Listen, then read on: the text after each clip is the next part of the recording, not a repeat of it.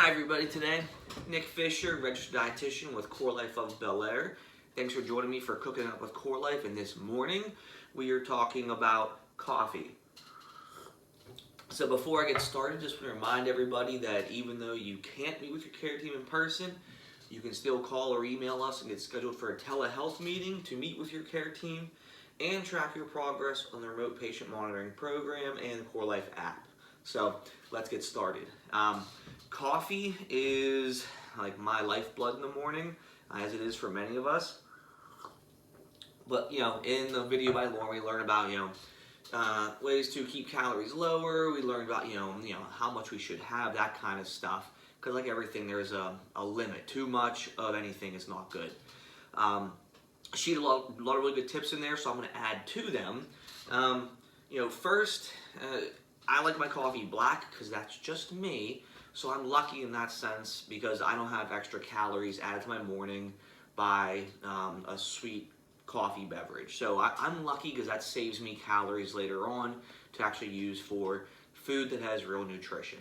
So that being said, part of that reason is because you got to find a coffee that you like. I find that there are some coffees I just really don't like and will want to add creamer to them or something because they just taste like pencil shavings. It's important to go get different coffees and try different things out to see what you like.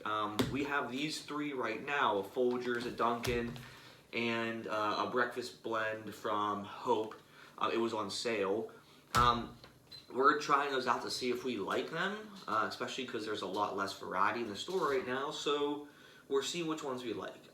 Therefore, I don't have to use anything in mine to make it taste good.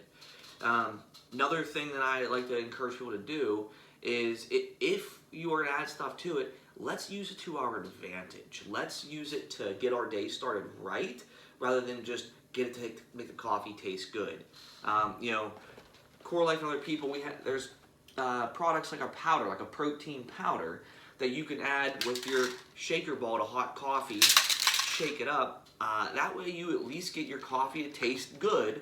But with it, you're at least going to get protein, in this case, calcium and potassium and some iron. So you're not just getting, copious amounts of calories. You get 80 calories in this one. That's like a pump of syrup. So you at least get protein with these kinds of options. Or adding things like using a Fairlife milk, or any milk, but this one, because it's condensed, some of the water is removed, it's a thicker, concentrated, more form of milk, so it has at least more protein for what you're putting in your drink. Plus it tastes really good. Hide it from your kids because they'll drink it all.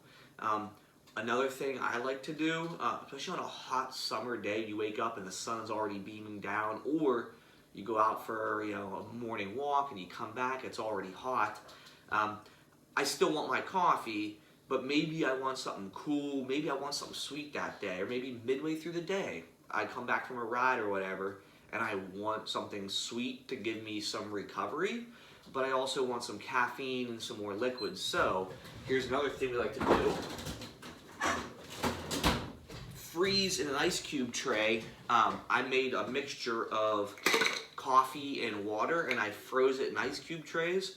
I put it in a mason jar just to get us to that point, but if you have your mason jar, or whatever jar, and you have 1 cup of milk and 1 cup of coffee already mixed up, add your coffee to it, what's left.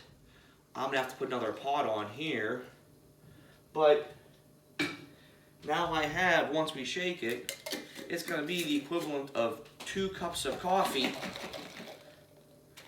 Now it's iced coffee.